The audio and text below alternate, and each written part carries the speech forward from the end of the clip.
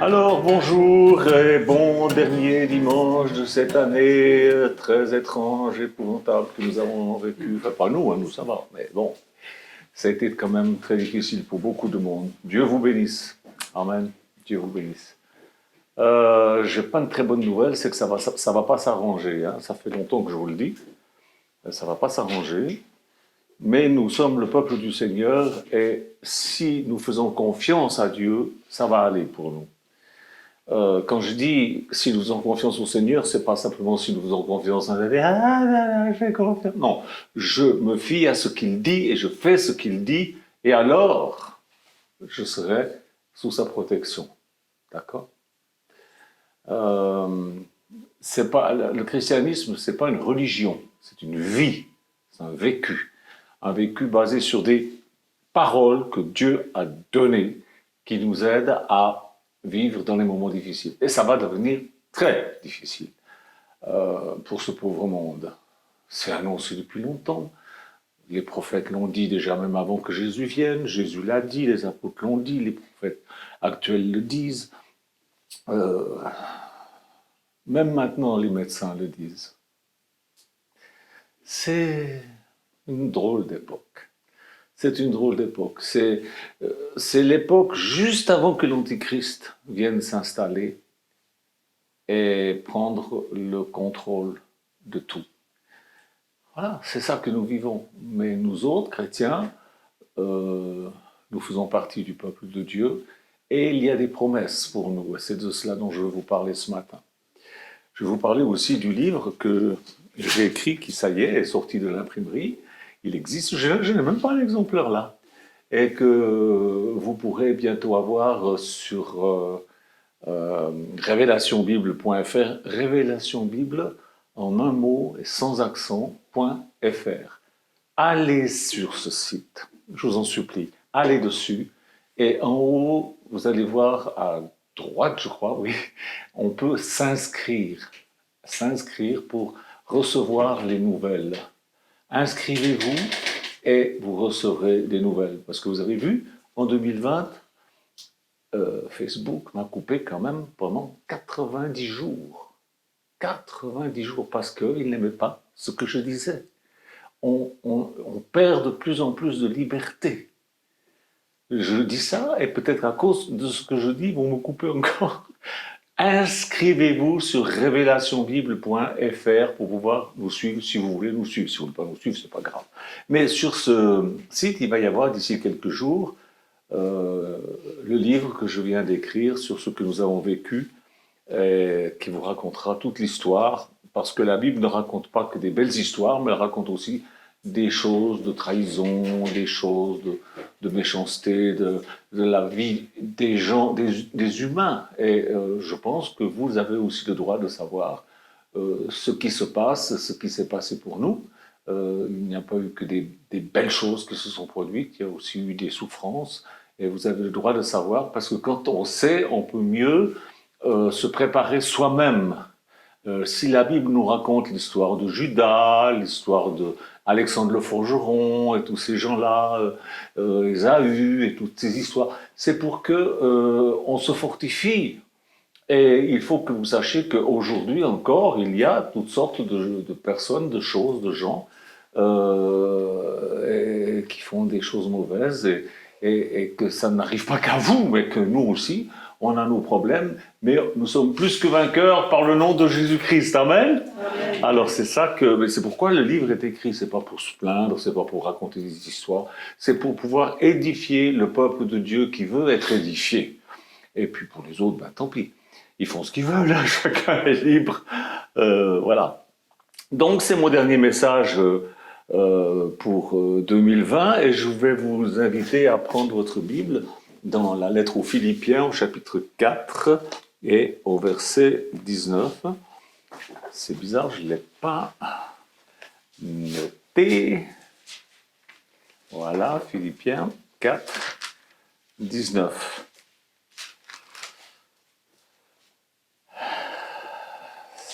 C'est un peu plus loin, voilà, j'y suis. Mon Dieu pourvoira à tous vos besoins conformément à sa richesse, avec gloire en Jésus-Christ. Dans Éphésiens, il est dit que nous sommes déjà bénis de toutes sortes de bénédictions en Jésus-Christ dans les lieux célestes. Nous sommes en Jésus-Christ. Et c'est en Jésus-Christ que se trouve toute la richesse dont vous avez besoin. D'accord ? Je ne sais pas où vous en êtes, vous qui m'écoutez sur le net, mais moi je sais où j'en suis et je sais où en est notre communauté parce que nous nous connaissons, on est ensemble, on se connaît. Et ce que je veux vous dire ce matin, c'est que personne sur cette terre n'est Dieu, sinon Dieu lui-même. Il n'y a pas d'autre Dieu, il n'y a personne qui a sa puissance. Hein? Aucun médecin, aucune maladie, aucun avocat, aucun banquier, personne n'est Dieu. Il n'y a que Dieu qui est Dieu. Personne ne peut gouverner tout ce dont vous avez besoin. Supposons que vous alliez à la banque pour faire un emprunt et que le banquier vous dit non, ce banquier n'est pas votre Dieu. C'est Dieu qui est Dieu, et il pourvoira selon sa richesse en Jésus-Christ. Et ce matin, c'est ce dont je vais vous parler. Pas seulement d'histoire de banque, mais de tous vos besoins, quels qu'ils soient. Dieu va pourvoir. Dieu seul peut pourvoir à vos besoins. En lisant ce texte sacré qu'on a lu là, maintenant, tout de suite, je ne sais pas ce que vous pensez, mais moi je vais plutôt vous dire ce que je ne pense pas. Je ne pense pas que Dieu ait dit dans ce texte-là qu'il allait pourvoir à tous mes besoins au ciel. Beaucoup de gens se disent « Ah, ici, il faut souffrir, puis au ciel, tout va être bien. » Non, bien sûr qu'au ciel, tout va être bien. Mais déjà, ici, Dieu veut pourvoir ici, pour vous.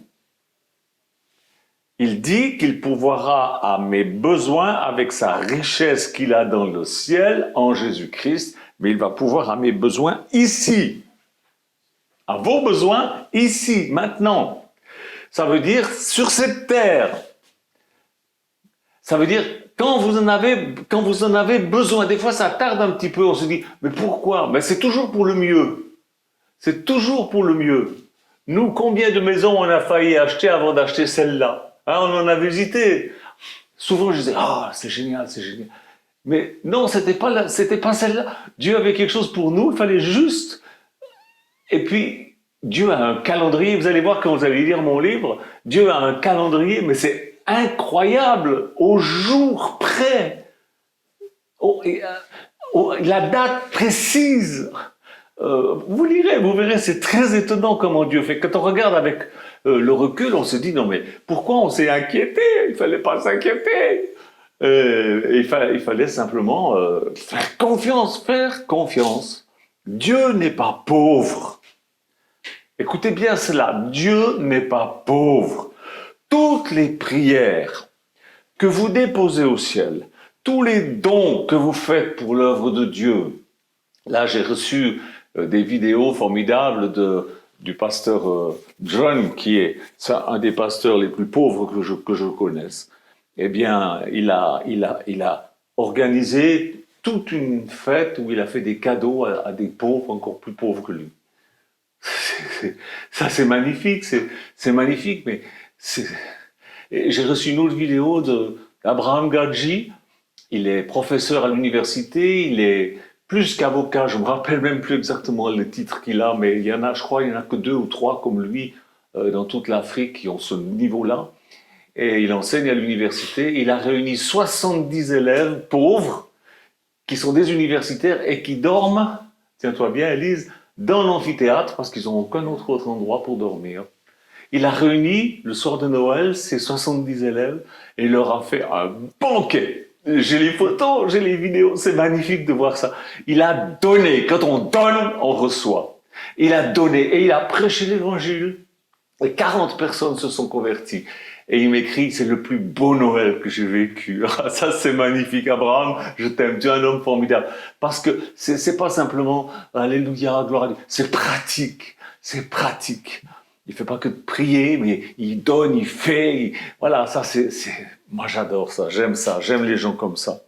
Dieu n'est pas pauvre. toutes les prières que vous déposez au ciel, tous les dons que vous faites pour l'œuvre de Dieu, tout cela, c'est payable dans un coin du royaume de Dieu ici-bas. Le coin du royaume de Dieu ici-bas, c'est là où vous êtes. Là où vous êtes, c'est là le royaume de Dieu.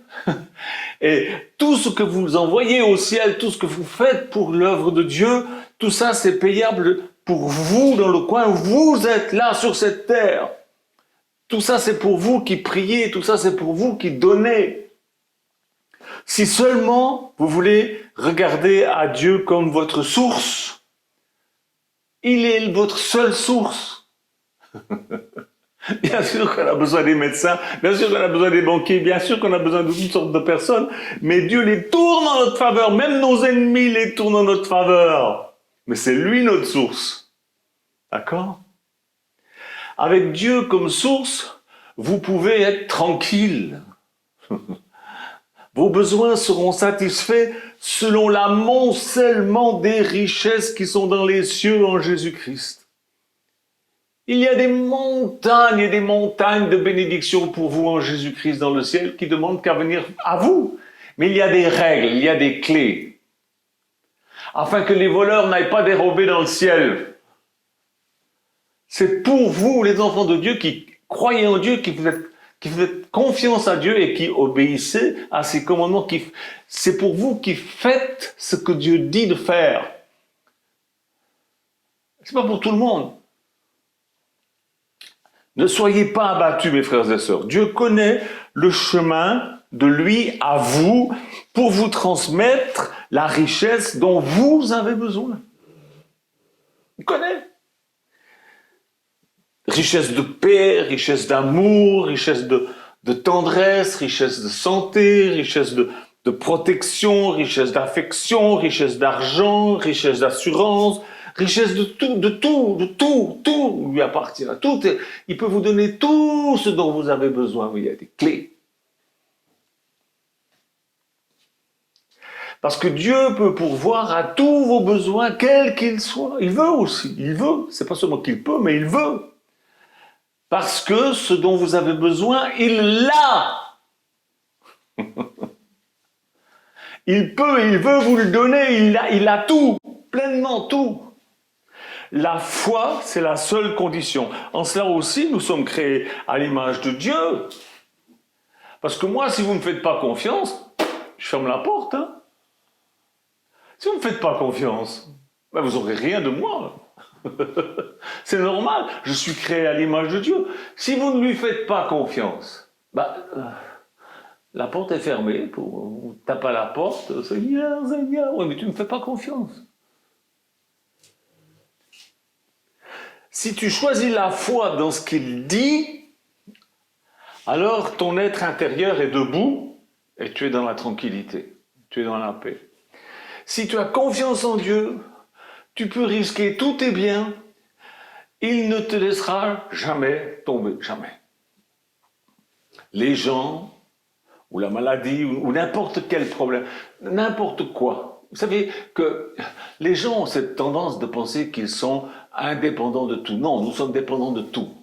En fait, nous faisons partie, nous sommes tous liés. Il y a des liens invisibles parce que nous sommes tous des créations d'un même Dieu qui remplit tout en tous et nous sommes tous liés. Et les choses pensent, vous pensez, vous croyez pas, mais les choses, tout pense, tout réfléchit, tout obéit à des règles. Eh bien, tous vos problèmes peuvent penser ce qu'ils veulent, ils n'ont pas d'autorité sur toi. Pourquoi ? Parce que toi, tu es un enfant de Dieu. Et quand ils sont en relation avec toi, quand les problèmes sont en relation avec toi, toi qui sais que Dieu est la source, alors toutes les situations, les gens, tout ça, ça change en ta faveur. Parce que Dieu le leur impose. Est-ce que vous croyez ça ? Oui. Cette connaissance que je vous donne là, elle m'a été révélée par Dieu au travers du ministère de T.L. Osborne qui prêchait. J'étais même pas là quand il a prêché ça, j'étais sous les drapeaux au service militaire en Suisse. J'ai fait l'armée en Suisse, parce que je suis suisse. Et Lorsque j'écoutais ensuite les bandes de T.L. Osborne, c'était des bandes rondes, vous savez, et j'ai eu la révélation de cette connaissance. C'était en 1971. C'était des bandes qui avaient été faites par M. Châtelain, qui est le papa de la sœur Alamand de Genève, que je connais, que nous connaissons bien. Elle est venue ici avec son mari, qui est maintenant parti vers le Seigneur. Et voilà, c'était des gens qui... Alors, il enregistrait, c'était son travail, et puis j'ai eu ces bandes, et j'ai pu écouter, et j'ai eu cette connaissance. Et quand j'ai eu cette connaissance que Dieu est la source, tout mon être intérieur a commencé à changer, je suis devenu différent. Celui qui croit à cette connaissance, il sait que Dieu lui-même est au centre de ses pensées concernant ses besoins. Et puis alors, quelques années plus tard, Dieu qui fait jamais les choses à moitié, a permis que T.L. Osborne et moi, nous nous rencontrions. Vous trouvez ça dans mon livre Oracle, qui se trouve sur révélationbible.fr. Si vous ne l'avez pas lu, c'est pas ma faute, hein, depuis le temps que je vous le dis. Et Osborne nous a invités, Michou et moi, à aller chez lui pendant plus d'un mois. Il était avec sa femme, Daisy, et tous les jours, nous étions en tête-à-tête dans son bureau, et nous pouvions lui poser toutes les questions que nous voulons. Et il nous a enseigné des choses absolument fantastiques. Lui et Daisy, son épouse, ont été avec nous durant tout ce temps pour nous aider à construire notre conscience sur la base de cette connaissance que Dieu est la source. On est sortis de là, Michou et moi, on n'était plus les mêmes personnes. Quand on est rentré en France, on a des amis qui nous ont laissé tomber, qui nous ont abandonnés, qui ont dit « vous êtes devenus fous ». Dieu est la source qui pourvoit à tous nos besoins selon sa richesse immense, colossale, dans les lieux célestes, et il pourvoit par Jésus-Christ. Et il le fait avec gloire. Il n'est pas mesquin, il ne va pas vous donner des trucs médiocres, il va vous donner le meilleur. Au-delà même de ce que vous demandez, parce que Dieu est un Dieu d'abondance. Je sais que ce mot, les chrétiens bien religieux n'aiment pas. N'empêche que c'est Jésus qui a dit « Je suis venu pour vous donner la vie et pour vous la donner en abondance ». L'abondance, c'est quoi? C'est l'abondance de vie. Et la vie, c'est quoi? Quand vous partez le matin pour aller travailler, vous dites « Je vais gagner ma vie ». Parce que vous savez que sans argent, on ne peut pas vivre. Il faut arrêter de... l'histoire de l'abondance, c'est l'idée de Dieu, c'est pas l'idée de certains escrocs qui vous piquent votre argent, c'est l'idée de Dieu. Dieu veut votre abondance. Et il le fait avec gloire, pas avec parcimonie, pas d'une façon mesquine, mais avec gloire. Ça, c'était en 1979 que nous avons reçu cette connaissance, Michou et moi. Depuis, certains de nos amis ont pensé qu'on était devenus fous, et de penser comme ça, de parler comme ça. Et pour toutes ces personnes, tout devait entrer dans leurs petits plans. Ils avaient des petits plans. Moi, tout de suite, j'ai commencé à penser, bon, étant donné que nous avons créé une communauté et puis que c'est trop petit, ben, on va acheter un château. Un château, t'es fou! Non! Après, quand on a eu le château, on l'a eu pendant 26 ans, les mêmes personnes venaient et disaient « Ah, t'en as de la chance, c'est pas bien. » Non, c'est pas de la chance, c'est de l'intelligence spirituelle. Je sais que Dieu est ma source, et maintenant on a encore mieux que le château. Et tous ceux qui ont persisté à penser que nous sommes devenus fous à ce moment-là, en rencontrant T.L. Osborne, eh ben, ils vivent maintenant avec des ressentiments et de l'amertume dans le cœur. Je le sais, je les connais. Certains me disent aujourd'hui, pourquoi est-ce que Dieu a fait ceci ou cela? Pourquoi ça m'arrive à moi? Je ne comprends pas. C'est parce que Dieu laisse faire ceux qui ne veulent pas croire qu'il est la source. Il les laisse par amour. Parce que Dieu n'est pas là pour nous dire « Je veux que tu crois en moi !» C'est pas un tyran. C'est pas un dictateur. Et Dieu laisse ceux qui veulent se débattre seuls avec leur petite voix futile, leur petit machin, leur petit auto, leur petit chapeau, comme il dit Jacques Brel. Cette connaissance que Dieu est la source vous conduit à abandonner tout à Dieu. Seigneur, tu es le Seigneur de tout, de tout. Depuis que je sais que Dieu est ma source, je sais que Dieu est le centre de ma vie, qu'il est bon. J'ai démontré qu'il répond aux prières, même en accomplissant des miracles en son nom. Je crois dans ce que je fais. J'ai donné généreusement à l'œuvre de Dieu et je récolte ce que j'ai semé. L'autre jour, j'ai lu sur Facebook, quelqu'un a écrit « Tu n'aimes pas ce que tu récoltes, change ce que tu sèmes. » Voilà. C'est pas pour me vanter que je dis ça, mais c'est vrai, c'est vrai. Et quand parfois il pleut sur ma vie, parce que des fois il pleut sur ma vie, je sais que c'est Dieu qui est en train d'arroser ce que j'ai semé et que je vais récolter ce que j'ai semé. La pluie, elle est nécessaire aussi. Il n'y a pas que le soleil dans la vie, il y a aussi la pluie. Oui ou non? Depuis que j'ai rencontré Dieu qui est ma source, j'ai été sincère. Je fais des fois des bêtises, mais sincèrement. J'ai été sincère, j'ai été honnête, j'ai travaillé dans sa vigne, je n'ai jamais perdu la foi parce que j'ai vu des chrétiens qui étaient bizarres, qui faisaient des trucs, et puis j'ai pas dit « Oh, les chrétiens, c'est tout ça, bon ben j'abandonne tout ». Non, je m'en fous, ils font ce qu'ils veulent. Moi, je sais qui je suis, je sais qui est mon Dieu, et je perds pas la foi, je continue. Parfois, j'ai dû attendre un peu l'aide de Dieu, mais elle est venue, toujours à point. Toujours au moment où il fallait. Quand les gens ont trouvé que ce que je faisais n'était pas selon leur sainte petite doctrine étriquée de VRP, vendeur de bougies au porte-à-porte, pardon, j'ai rien contre les vendeurs de bougies au porte-à-porte, mais ça me fait toujours rire de dire ça.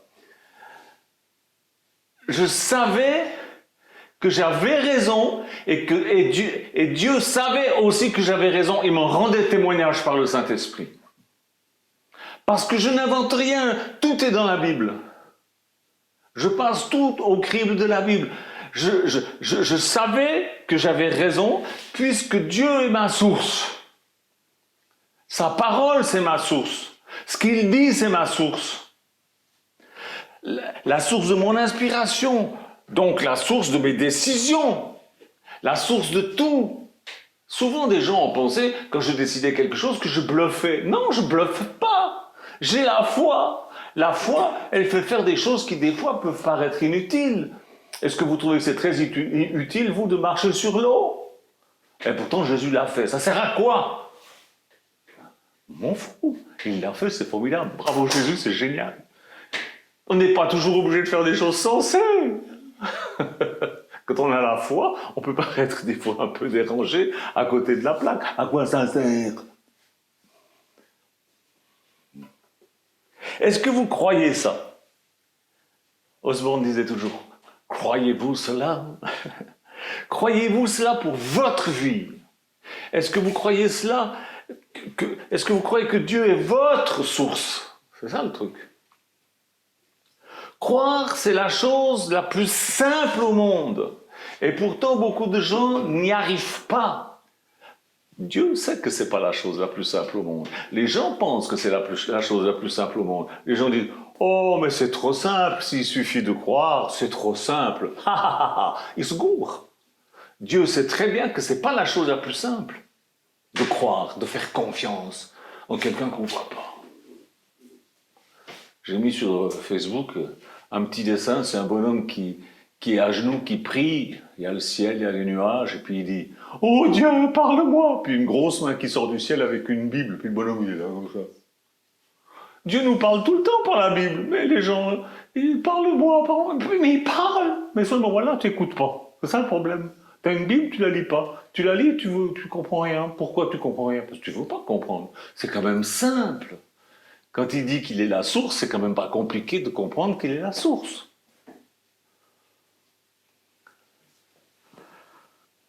Dieu sait que croire, c'est pas facile. C'est justement pour ça qu'il veut que vous croyiez, que vous fassiez confiance. Que vous lui fassiez confiance. Pas que vous alliez faire des pèlerinages. Ici, juste en face de chez nous, là, il y a le chemin de Compostelle. Il y a combien de personnes qui passent là chaque année? Plus de 100 000. Plus de 100 000. Ils vont faire le chemin de Compostelle. C'est un pèlerinage. C'est bien. Nous, on leur rend témoignage. C'est formidable. Parce que, c'est pas parce que vous allez faire des bonnes œuvres, c'est pas parce que vous allez... Non! C'est juste parce que vous faites confiance. Dieu veut que vous fassiez confiance. Quand on fait un pèlerinage, moi qui n'aime pas marcher, pour moi, ça serait difficile si Dieu disait « Je veux que tu fasses ce pèlerinage de Compostelle, sinon je ne te bénis pas. » Je dirais « Bon, ben, stop, hein. Parce que moi, j'aime pas, je peux pas, j'y arrive pas. J'ai essayé de marcher un peu. J'aime pas ça. » Ma femme, elle rigole quand je dis ça. Mais c'est vrai, j'aime pas marcher. Sauf dans les rues où il y a des beaux magasins. Regardez à la source intarissable. Regardez à Dieu. Croyez ce qu'il dit. Prouvez-lui que vous croyez ce qu'il dit. Faites un geste de foi. Faites un acte qui lui prouve que vous lui faites confiance. Vous allez me dire, mais Dieu, il sait que j'y fais confiance. Oui, c'est vrai, il sait tout. Mais le diable, les gens, tout cela, il faut leur montrer que vous faites confiance à Dieu en faisant quelque chose, en faisant un geste.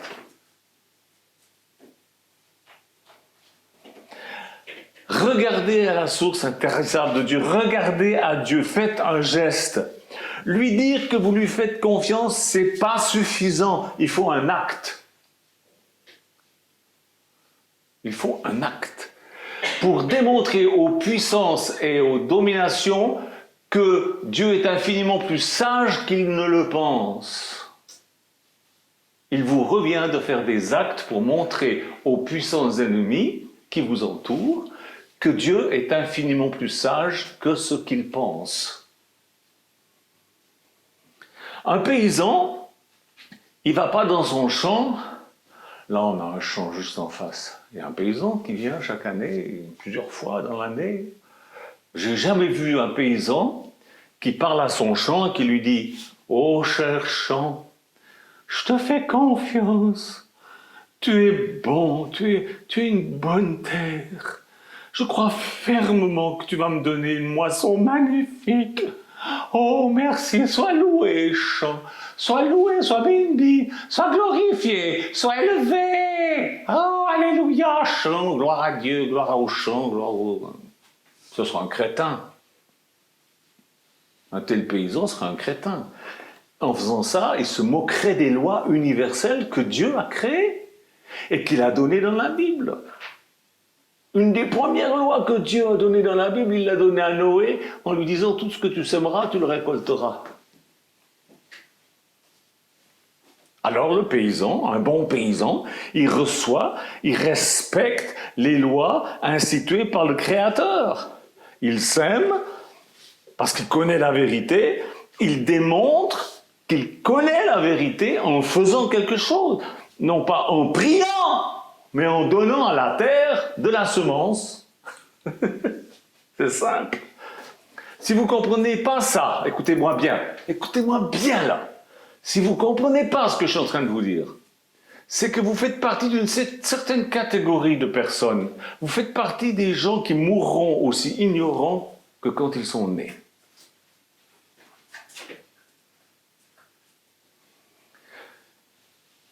Vous ne le savez peut-être pas, mais je suis né à la campagne. En face de chez moi, il y avait un champ de blé chaque année. Notre voisin direct avait une ferme magnifique. En fait, c'était des jumeaux, ils s'appelaient les frères Bornand. C'était des darbistes. Bornand, les frères Bornand, avec la maman. Ils vivaient là dans la ferme. Et je regardais faire. Ils semaient des graines dans leur terrain et ils savaient que ce qu'ils semaient serait multiplié. Un paysan, il ne sème pas 3 grains de blé pour récolter 3 grains de blé. Il sait qu'il va récolter davantage. Donc, je regardais et il semait en sachant que ce qu'il semait serait multiplié en retour dans une moisson qui allait venir. Il savait qu'il pourrait utiliser cette moisson non pas pour tout bouffer, il n'allait pas manger tout son blé, mais il pouvait utiliser cette moisson comme moyen d'échange pour pouvoir se payer ce dont il avait besoin. Donc ce paysan était un commerçant. Donc ce paysan était un homme d'affaires. Voilà, on n'aurait pas dit que c'était un homme d'affaires, là, dis donc. Il était intelligent. C'était un paysan. Il ne passait pas son temps à rêvasser chez lui, à prier pour que Dieu lui donne une bonne moisson. Non, non, non. Il donnait à la terre afin que la terre lui donne. La terre, c'était la source que Dieu avait donnée à ses paysans. Les messieurs bornants. Les graines sont des semences. Il fallait qu'ils s'en débarrassent. S'il les avait bouffés, il n'aurait pas eu de moisson. Il les a donnés à la terre. Une fois que c'est donné à la terre, c'est comme dit Jésus, ça tombe dans la terre, puis ça meurt. Mais si ça ne meurt pas, ça ne peut pas donner une moisson. Et quand le temps était venu, M. Bournon et son frangin, vraiment ils se ressemblaient, c'est incroyable. Qu'est-ce qu'ils allaient faire? Ils allaient moissonner. Ils rassemblaient cette abondance de blé pour laquelle ils avaient d'abord semé le grain. Ils rassemblaient ça dans une grange et puis après ils le vendaient. Puis avec les sous, ils pouvaient s'acheter toutes sortes de trucs. Ils avaient une super bagnole, ils avaient une ferme magnifique, suisse, vous savez, avec même le fumier était propre.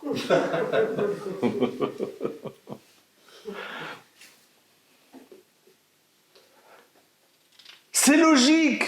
C'est ce que Dieu fait, c'est logique.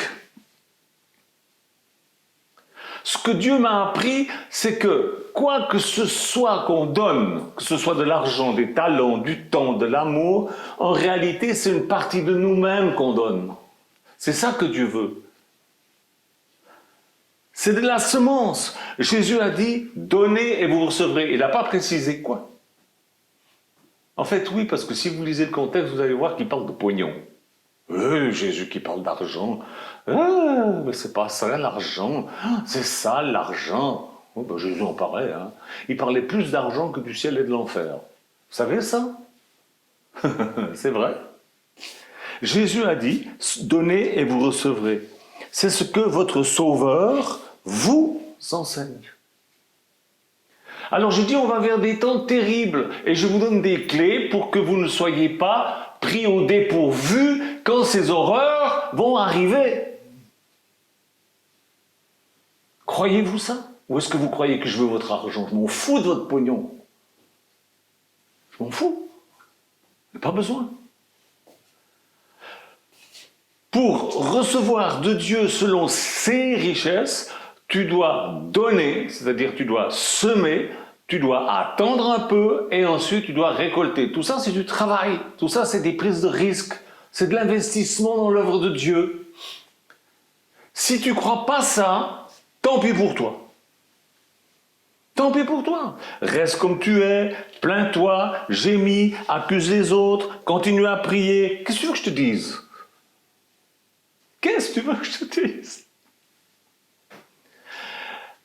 Quand il y a des gens qui me disent « Mais moi, j'ai rien à donner. Je ne peux pas donner, j'ai rien à donner. » Vous savez ce que je réponds aux gens comme ça? Je leur dis « Est-ce que tu crois que ce que je te dis, c'est vrai? Est-ce que tu crois que ce que je te dis, ça vient de la Bible? » S'ils me disent oui, je dis « Alors, arrête de dire des mensonges. Personne n'a rien à donner. Donne ne serait-ce que les 2 € qui traînent dans ton portefeuille. Donne-les.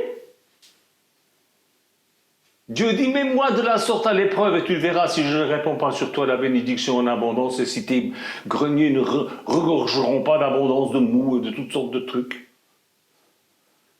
Rien donné. C'est faux, t'as pas rien donné. T'as pas rien donné, c'est pas vrai. Tu penses peut-être que c'est pas suffisant. C'est pas ça que Dieu demande. Quand Jésus a regardé la pauvre vieille qui donnait une petite pièce d'argent, il a dit c'est elle qui a donné le plus. Pourquoi? Parce qu'elle a donné de son nécessaire. Alors arrête de dire j'ai rien donné. Tu mens, tu me mens. Tu crois que je sais pas que tu me mens? Tu crois que je te crois?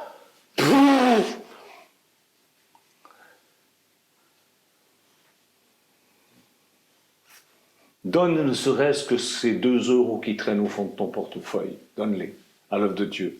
Et puis attends-toi au miracle. Parce que Dieu est ta source. Et Dieu, ta source, a dit donnez et vous recevrez. Dieu est ta source, mais tu ne recevras pas si tu ne donnes pas. C'est comme ça. Tu veux que je t'invente une fausse doctrine? Tu veux que je te dise qu'il faut aller brûler des cierges pour que Dieu te bénisse? Tu veux que je te dise qu'il faut aller prier la Vierge Marie pour que Dieu te bénisse? Tu veux que je te dise qu'il faut donner de l'argent au Vatican pour que Dieu te bénisse? Tu veux que je te donne des fausses doctrines? Tu veux que je te dise quoi? Je peux t'en inventer des fausses doctrines. Il faut par exemple, il faut faire comme ça, et puis lever le pied, puis Dieu va te bénir. Ou je peux te dire n'importe quelle ânerie. Les gens, ils aiment bien les âneries. Par contre, la parole de Dieu, ça, ils aiment moins. Pourquoi? Parce que ça demande un petit sacrifice qui montre qu'on a confiance. Alors je vais regarder sur PayPal si vous avez fait un geste de foi. Je vais regarder, je saurai. Vous voyez, Dieu sait tout. Et il ne veut pas que nous soyons dans l'ignorance. Il veut aussi que nous sachions, nous, entre nous, qui nous sommes, qui je suis, qui vous êtes. Voilà. Vous allez me dire, oh mais c'est dur ce que tu dis. C'est beaucoup moins dur que ce qui va arriver sur cette terre très bientôt. Je vous disais déjà, c'est grave. Quittez les villes, vous allez voir, c'est grave. Il va arriver des choses terribles. Les gens disent, qu'est-ce qui arrive? Coronavirus. On est tous masqués, bloqués chez nous. À Noël, on était 6. Enfin, pas nous, hein. Quelle horreur. À Nouvel An, 20h, extinction des feux. Et tout le monde est soumis. Et ça va devenir pire. Ça va devenir pire. Alors tout ce que je vous dis là, c'est pour que votre vie soit à part, qu'elle soit différente, qu'elle soit abondante, qu'elle soit à la gloire de Dieu, que les gens voient la différence entre ceux qui croient et ceux qui ne croient pas. Ceux qui croient ne sont pas passifs, ils agissent. Montre que tu es un croyant, agis. Au nom de Jésus, sois béni. Amen. Merci Seigneur de garder mes frères et sœurs dans la paix. Qu'ils n'aient pas peur au sujet de ce que j'ai dit, qu'il y avait des choses terribles qui vont arriver, mais qu'ils soient dans la confiance parce qu'ils ont obéi à ta parole. Merci Jésus. Amen. Au revoir. À l'année prochaine. Au revoir.